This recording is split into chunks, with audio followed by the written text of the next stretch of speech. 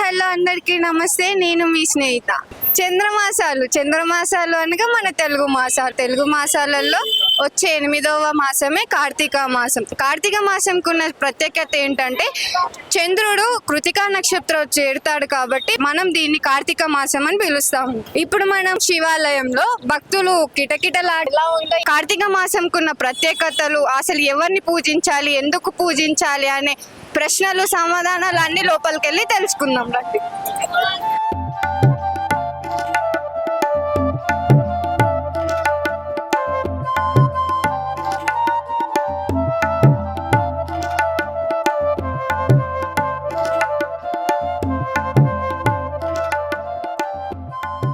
ఈ కార్తీక మాసాన్ని దైవ దీపావళి అని కూడా పిలుస్తుంటారు. ఎందుకంటే త్రిపురాసురుడు అనే రాక్షసుడిని శివుడు సంహరించి చెడుపై మంచిని సాధించి తిరిగి వస్తుండగా దేవతలందరూ దీపాలతో స్వాగతం పలుకుతున్నారు కాబట్టి దీన్ని దైవ దీపావళి అని కూడా పిలుస్తుంటారు. ఈ కార్తీక మాసంలో మనం శివుడికి అలాగే మహావిష్ణువునికి కూడా ప్రత్యేకమైన పూజలు చేసుకుంటాం. శివుడు అంటే శివుడు ఆలయాలు అవన్నీ ఉంటాయి, శివుడి గుళ్ళల్లో దీపాలు పెట్టుకుంటారు. ఆ మహావిష్ణువు అంటే ఆ మహావిష్ణువుని ఈ ఉసిరి చెట్టు రూపంలో కొలుచుకుంటారు. ఈ ఉసిరి చెట్టు రూపంలో ఎందుకు కొలుచుకుంటారు అంటే ఈ చెట్టు మొదటిలో శ్రీ మహావిష్ణువు ఉన్నట్టు, అదే విధంగా కొమ్మలు శివుడి రూపంగా, అదే విధంగా ఈ ఉసిరి చెట్టు ఆకులు ఏవైతే ఉంటాయో అవి దేవతలందరి అనుగ్రహంగా, అందరూ దేవతలు, శివుడు, శ్రీ మహావిష్ణువు అందరూ కలిసి ఒకే చోట ఉన్న చెట్టు ఈ ఉసిరి చెట్టు కాబట్టి ఈ కార్తీక మాసంలో ఈ ఉసిరి చెట్టుకి ప్రత్యేకమైన పూజలు చేస్తుంటారు. ఈ మాసంలో వచ్చే సర్వ రోగాలు ఏమైనా ఉంటే తొలగిపోతాయని భక్తులందరి నమ్మకం. ఈ కార్తీక మాసంలో శివుడు, విష్ణువు, కార్తికేయుడు అలాగే తులసి చెట్టుకు కూడా పూజ చేసుకుంటాం. ఎందుకంటే పురాణాల ప్రకారం ఈ కార్తీక మాసంలోనే తులసి వివాహం అయిందని చెప్పేసి స్కంద పురాణాలు చెప్తున్నాయి.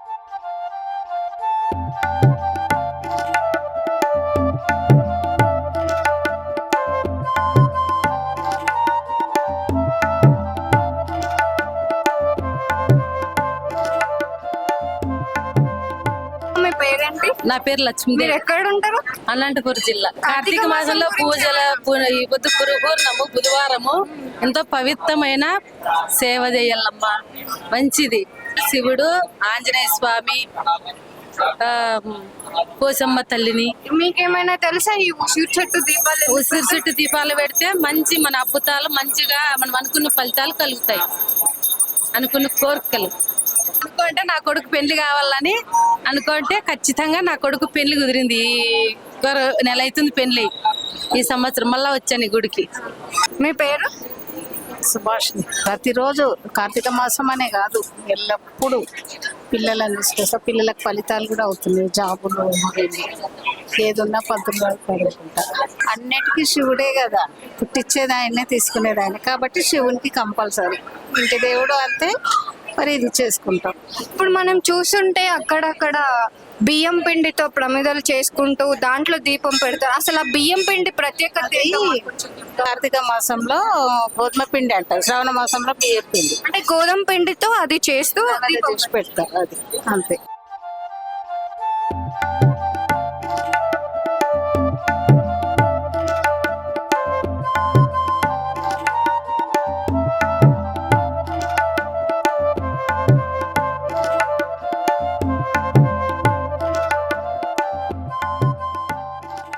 ఈ కార్తీక మాసం ప్రత్యేకత ఏంటో ఒకసారి మనం ఇక్కడ ఉన్న పంతులు గారిని అడిగి తెలుసుకుందాం. నమస్కారం పంతులు గారు. పేరు? నా పేరు కారంపూడి గోపాలాచార్య. ఇక్కడ మా అబ్బాయి 10 ఏళ్ళుగా సర్వీస్ చేస్తున్నారు.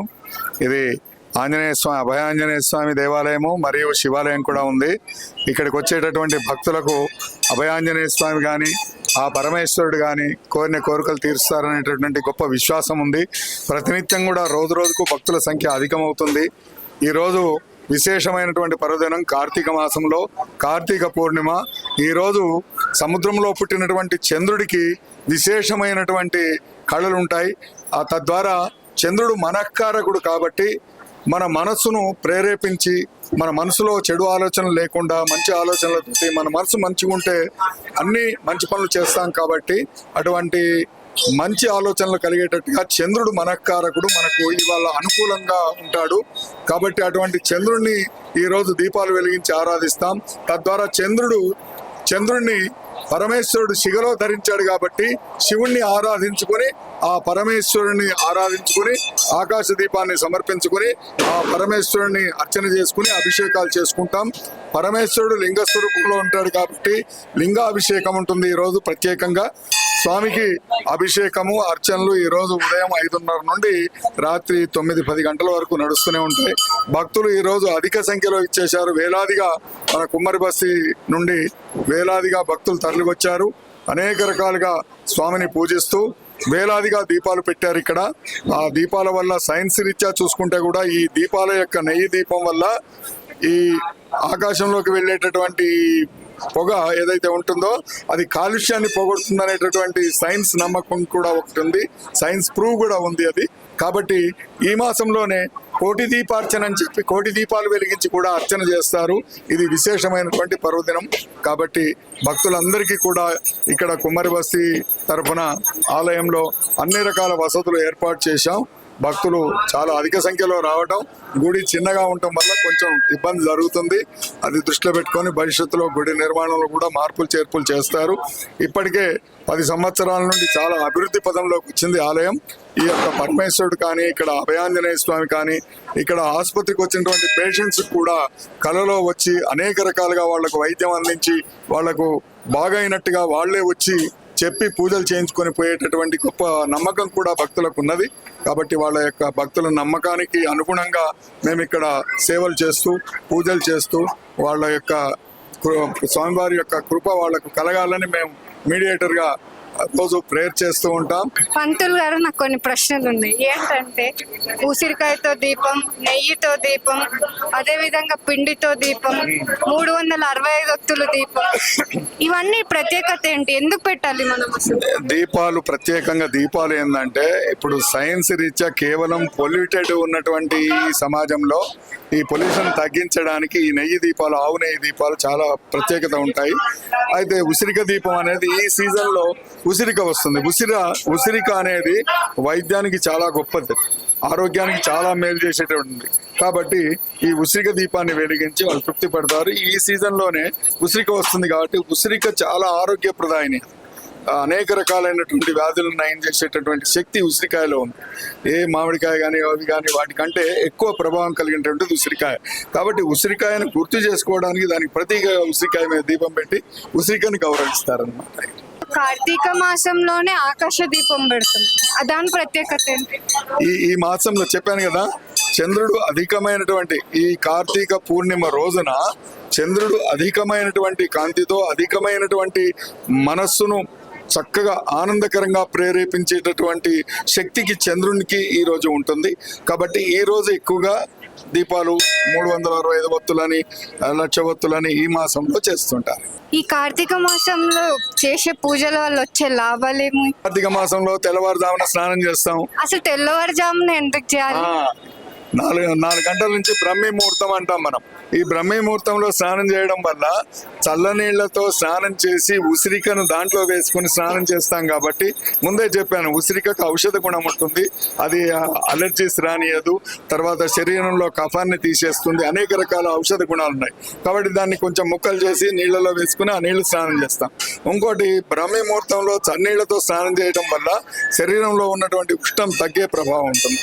ఆరోగ్య రీత్యా తెల్లవారుజామున లేవడం అనేది సైన్స్ రీత్యా మంచిదే. తెల్లవారుజామున లేచి చన్నీళ్లతో స్నానం చేయడం అనేది కూడా మంచి విషయమే.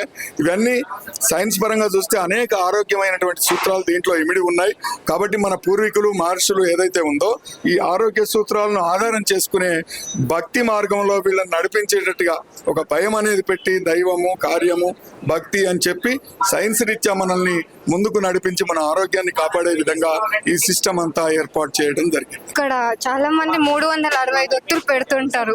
అంటే 365 ఒత్తులు పెడితే ఇంకా రోజు దీపం పెట్టాల్సిన అవసరం లేదు అని అంటారు. అది ఎంతవరకు?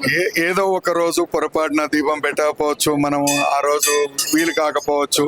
కాబట్టి మనం 365 ఒత్తుల్ని ఈ రోజు వెలిగిస్తే ఎప్పుడైనా పొరపాటున మనకు వీలు కాని రోజు కూడా అది కలిసి వస్తుందనేటువంటి నమ్మకం.